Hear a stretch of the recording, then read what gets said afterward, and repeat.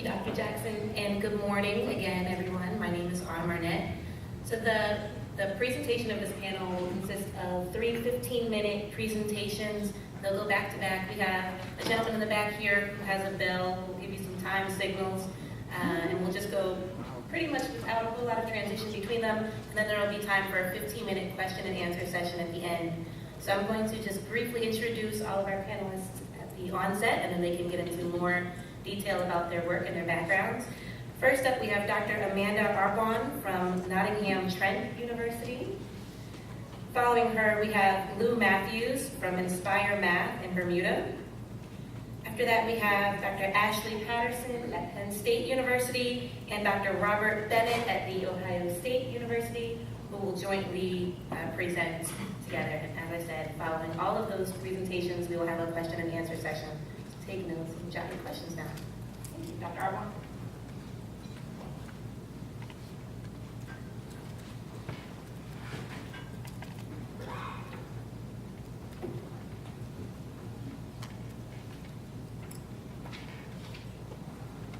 Okay, good morning. Good morning.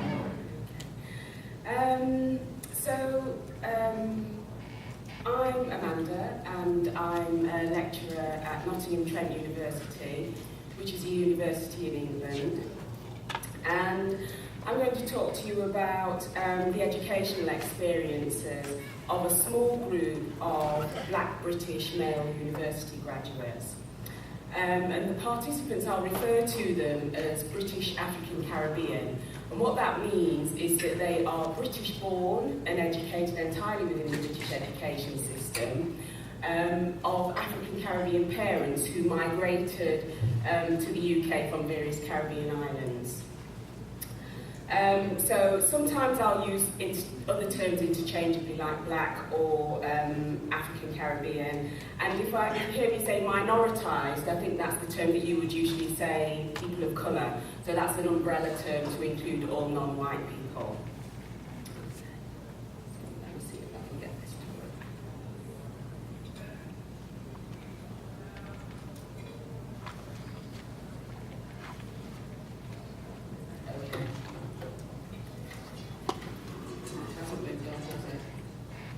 Where do I point the pointer? Down there?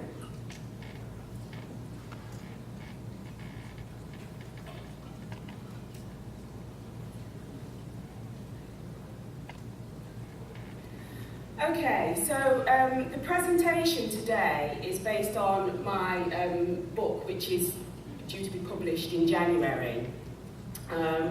And so the original research actually sought to outline a typical trajectory through compulsory education, post-compulsory education, and then on into careers for British African Caribbean graduates.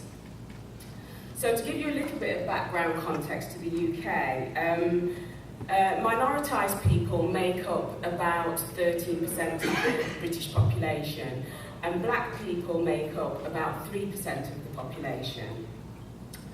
Now, people from every single minoritised group are actually overrepresented in higher education now. So a Black person is more likely to go to university than their white counterpart. So things have changed. This is something that's changed over the last couple of decades.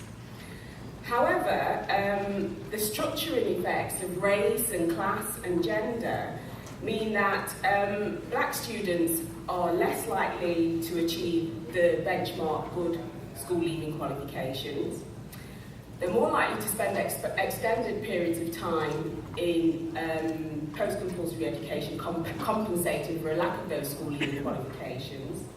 They're less likely to attain a good degree, so that's a first class or a 2-1, and they're less likely to be satisfied with their educational experiences overall. So although these participants are all educational successes because they've graduated from university, it's interesting to look at how their educational experiences differ from your typical white middle class graduate. And that's because it helps us to kind of understand how Black learners both succeed and fail within the British education system. and it also can help us to identify possible ways forward. So methodologically, the research was a very small-scale piece of qualitative research, and I used an intersectional approach, so I was looking at issues related to race and class and gender. And I used a narrative approach, so in the presentation, I'll draw on some of the quotations from the participants, because I think that brings through the richness of their own voices as well, hopefully. So I'm going to look at, just highlight a few of the key themes that came through from the journeys, particularly of the males, by focusing on the school and the university experiences. So schooling the boys. So school for most of these participants was characterised by unfulfilled potential.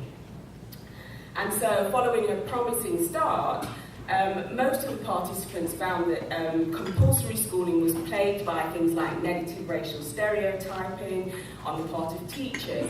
And this manifested in things like low expectations, being perceived as a threat, and there was heightened conflict between them and their teachers often, and there was considerable pressure to conform to stereotypical black masculinities, particularly when you talk about the difference between athletics and academic ability. And so a process of academic disidentification occurred, and so consequently most of these graduates left school without any useful school-leaving qualifications. So, teachers' negative racial stereotyping often leads them to perceive black boys as a threat. And so as a consequence of this, black children in the British education system are disproportionately controlled and criticised by teachers. They're disproportionately excluded. You can hear echoes of the speaker earlier on. And they're disproportionately categorised as having special educational needs as well. And so in short, black children are actually punished more harshly than either their white or peers from other ethnicities for the same behaviour. So Sean encapsulated this to some extent when he said, "Some of my teachers found me and some of my friends quite intimidating. And I don't know if that's a reflection of why black youths don't engage in the education system as much. So I had some bad experiences with some teachers, where the teachers were downright unfair, which affected my ability to work within the class. And I think sometimes it's a challenge thing, it's a challenge to your manhood. Even though you're a boy still, you have a sense of pride, and sometimes it's a challenge to that."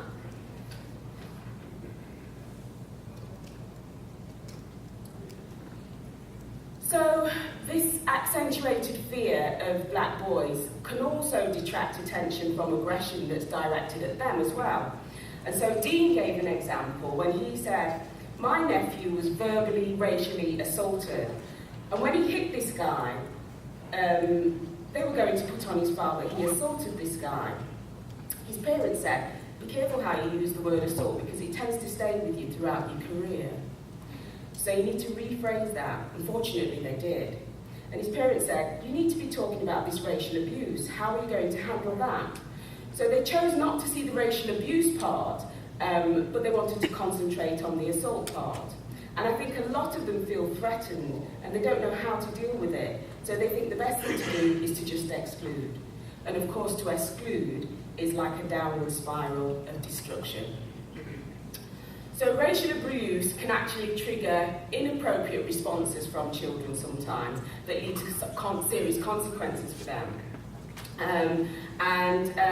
Teachers often respond inappropriately to racist slurs and attacks when they're in school. And so what happens is they tend to minimise these and not actually recognise them as bullying. So I don't know if it's the same here in Canada or in the USA. There's a lot of emphasis on bullying and tackling bullying within schools, but often racism isn't recognised as a form of bullying. So what research shows is that a clear approach to racism that actually raises the achievement of minoritised students, and it does that because it shows that the school won't tolerate racism, and it also shows that the school will protect their children from minoritised background, and it will protect them by giving them an alternative means to tackle the racism that they experience and still leave their dignity intact. So, when I asked male participants about their poor school leaving outcomes, they blamed not only poor teacher-student relationships, but they also took responsibility for their own lack of interest and motivation to learn. And they also highlighted that there was very little encouragement from teachers for their academic endeavours as compared to lots of encouragement for sporting activities. And of course this conforms to the racial stereotype of black sporting prowess, black male sporting prowess. So Zach summed it up saying, I can't really blame the teachers as such, but the encouragement was really just for the sports. Our basketball team was literally 80 to 90% black, and we used to go around thrashing all the other schools. And I can remember on several occasions being left off detention because there was a game. But if I was to look back to the subjects, there was no major encouragement for those. I think being fair, they were probably encouraging us to do the sports because we were good at it. So at least they were helping us through that. But at the same time, we need all the other things as well, and that push just wasn't there.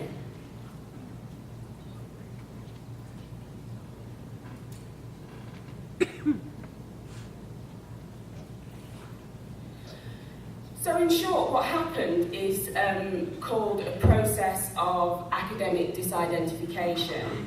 And so that's where you start to detach your self-esteem from academic outcomes. And so this is a defence mechanism that can actually people adopt to protect their self-esteem. So people learn to value the activities that other people expect them to achieve in and excel in, and devalue activities that people expect them to fail in. And so the individual's aspirations start to conform to people's expectations of them. And so basically, these male participants played out the self-fulfilling prophecy of academic underachievement.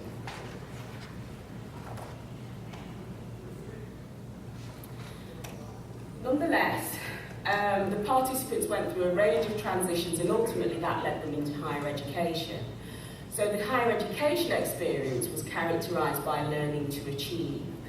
And so in higher education, I mean in education generally, teaching professionals play a central role in the educational experience. And so teacher-student relationships can actually be a critical factor in whether a child succeeds or fails. So what's the key difference between these participants' experiences at school and at university in terms of the relationships, was how they manage those teacher-student relationships. And so two key things that came through were the use of emotional withdrawal and the role of minoritised teaching staff. In terms of the barriers that they identified, two key barriers that came through was the absence of diversity in terms of curriculum and staffing. So, and of course these are things that cut across the whole of the education system, not just higher education. So in terms of relationships with lecturers, lack of support and negative racial stereotyping were recurring themes from the school experiences. So what was markedly different about the higher education experience was how they dealt with these poor teacher-student relationships. And so the emphasis in higher education on independent learning styles meant that participants' ability to succeed wasn't so dependent on having good relationships with the teachers. And so what they tended to do was to have distant relationships with lecturers, and they used emotional withdrawal as a strategy for minimising the impact of bad relationships that they had with the lecturers. So Zach explained his conscious decision to not be drawn into a confrontation with his lecturer when he said, she did something to me one time that really, really riled me up. And I thought, you know what? She wants me riled up because she wants me to fail. So I'm just going to take this shit. And I want to finish this thing, because I know that what I'm good at, and I'm good at this, and you ain't ever going to stop me from doing it. I don't care what they say. So for me, that sense of having to battle against the structures that are supposed to actually be there to help you to achieve an education was again a theme that ran through from school into higher education.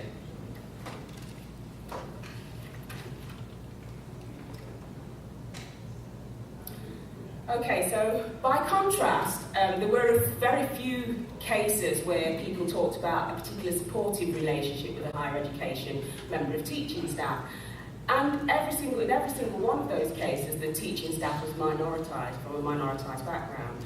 So Zach talked about a Sri Lankan CAD technician that helped him. Eve talked about a Sikh lecturer that helped her when she was going through bereavement. And Sean talked about a black tutor. And he said, my tutor happened to be black. He happened to be a black guy. He was excellent. He just gave me that drive and that extra encouragement saying, come on, I know you can do it. You could talk through some problems as a mature student and also as a black student. And the fact that he was black was a bonus. But he seemed fair all round, and he was there when I needed him to kick my butt to make sure that all the projects and the essays were in on time. Okay, so the, however, have I got another minute? Okay, great, okay. Give me a heart attack, I'm nearly finished. So however, minoritised teachers were few and far between. And so the lack of diversity in staff was also mirrored with the lack of diversity in the curriculum as well. And so all of the participants talked about the need for more multicultural activities and core curriculum to enrich university life. And very few of their courses actually reflected the diversity either of the UK or of the world at large. So teacher training courses came under particular criticism for the lack of preparing teachers for a multicultural classroom, and of course then that has a knock-on effect of perpetuating these issues between teachers and black students. And so race, whenever it was mentioned, tended to be just lumped in with all of the issues to do with diversity at the end of a class. Basically, participants felt that we're in a system that doesn't say anything positive about black people. And so in the UK, I don't know if it's a global movement, but in the UK we have a movement at the moment called to decolonize the higher education curriculum. And so in short, what that means is that the curriculum across the education needs to include black authors, black arts, black scientists, culture, values, philosophers, and contributions to society. And actually, rejection of school can be a means of maintaining self-esteem if it denigrates your own culture. That's right. So this is the last slide, and participants felt that they needed to teach their own children the links between education and their own African Caribbean identity and heritage and culture and history. And they needed to do that to reinforce positive self-esteem. And so I'm going to finish with a quotation from one of my participants, who's a head teacher. And she was talking about her son, and I'm pleased to say he recently smashed his A-levels, so she's very pleased about that, and he's received a place at a prestigious university. And she said, my son had to do a project on the Romans, and so he did Lucius Septimus Severus, a black Roman emperor. And he just had to do a project on Egypt, which is all about black people. But I made sure that he brought in the perspective not just of the mummies and the pyramids that everybody's going to talk about, but also the development of chemistry and astronomy and sciences and maths. And he had to do a PowerPoint presentation, so he's not only teaching himself about and making himself feel good as a black person, but he's also teaching others. And she laughed and she said, they're going to realise that every project this boy does is in relation to black people and how good they are. But that's what I have to do, and it helps me because he has to do the project anyway, and they're going to teach him all about the Vikings and the white side of things and the European side of things, so I always make sure that he has the black side of things as well. So there you go, that's a summary of the key things. There's a need to decolonize the curriculum, There's a need to recruit and train and retain more black staff. And there's a need for diversity training that develops educators for a diverse population. Thank you.